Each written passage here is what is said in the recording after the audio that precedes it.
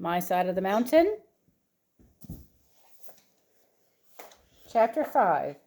This is all about the old tree. I knew enough about the Catskill Mountains to know that when summer came, they were covered with people.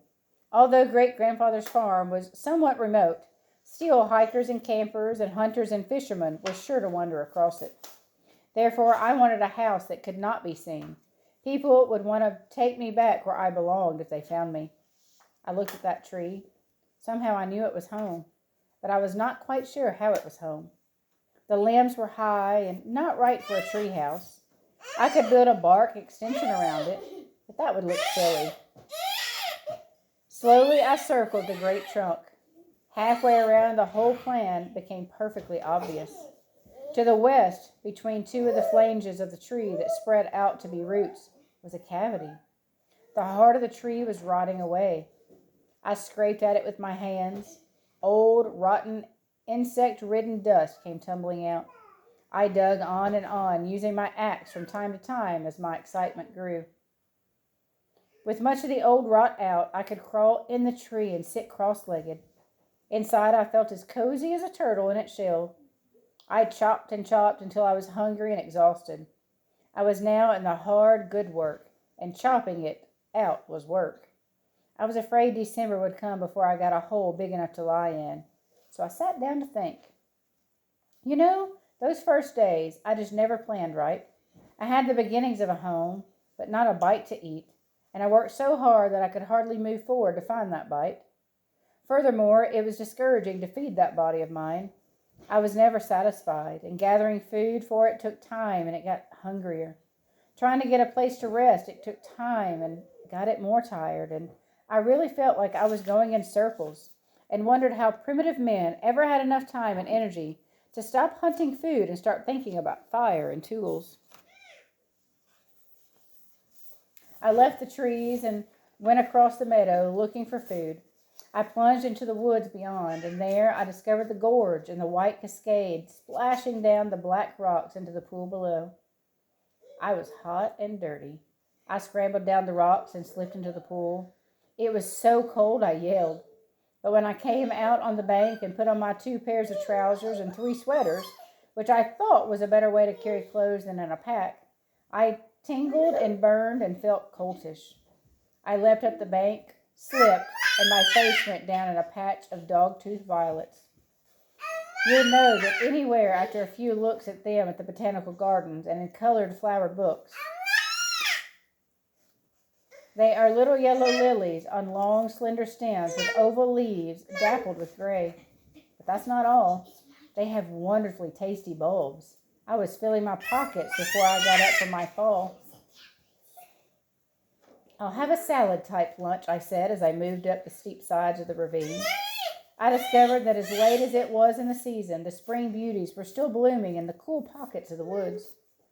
They are all right raw, that is, if you're as hungry as I was. They taste a little like lima beans.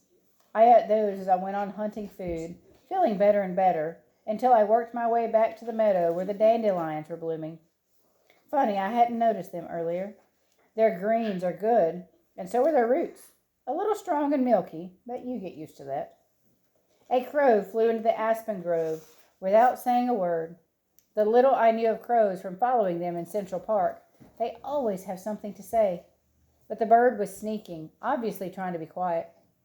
Birds are good food. Crows are certainly not the best, but I didn't know that then, and I launched out to see where it was going. I had a vague plan to try to noose it. This was the kind of thing I wasted on in those days when time was so important. However, this venture turned out all right because I did not have to noose that bird. I stepped into the woods, looked around, could not see the crow, but noticed a big stick nest and a scrabbly pine. I started to climb the tree. Off flew the crow. What made me keep on climbing in face of such discouragement, I don't know, but I did. And that noon, I had crow eggs and wild salad for lunch. At lunch, I also solved the problem of carving out my tree. After a struggle, I made a fire. Then I sewed a big skunk cabbage leaf into a cup with grass strands. I had read that you can boil water in a leaf. And ever since then, I had been very anxious to see if this were true. It seems impossible, but it works. I boiled the eggs in a leaf. The water keeps the leaf wet, and although the top dries up and burns down to the water level, that's as far as the burning goes, and I was pleased to see it work. Then here's what happened. Naturally, all this took a lot of time, and I hadn't gotten very far on my tree. So I was fretting and stamping out the fire when I stopped my foot in the air. The fire. Indians made dugout canoes with fire. They burned them out. An easier and much faster way of getting results. I would try fire in the tree. If I was very careful, perhaps it would work. I ran into the hemlock forest with a burning stick and got a fire going inside the tree.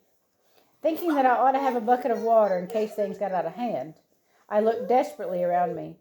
The water was far across the meadow and down the ravine. This would never do. I began to think the whole inspiration of a home in the tree was no good. I really did have to live near water for cooking and drinking and comfort. I looked sadly at the magnificent hemlock and was about to put the fire out and desert it when I said something to myself.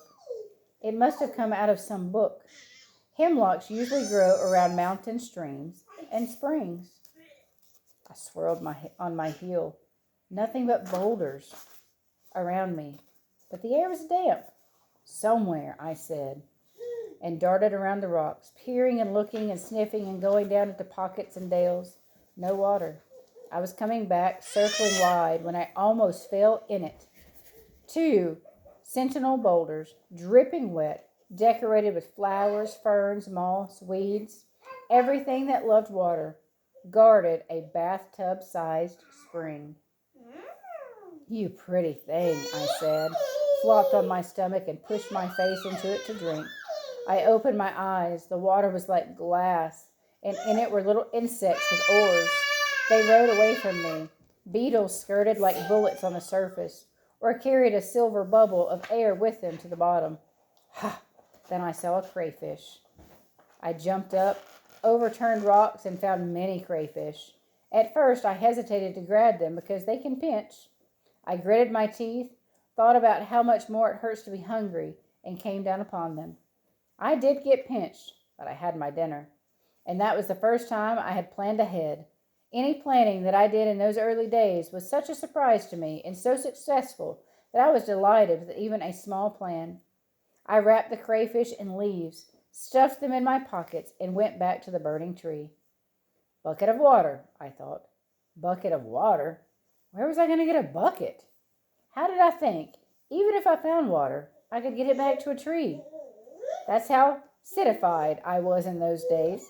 I had never lived without a bucket before. Scrub buckets, water buckets. And so when a water problem came up, I just thought I could run to the kitchen and get a bucket. Well, dirt is as good as water, I said, and I ran back to my tree. I can smother the fire with dirt.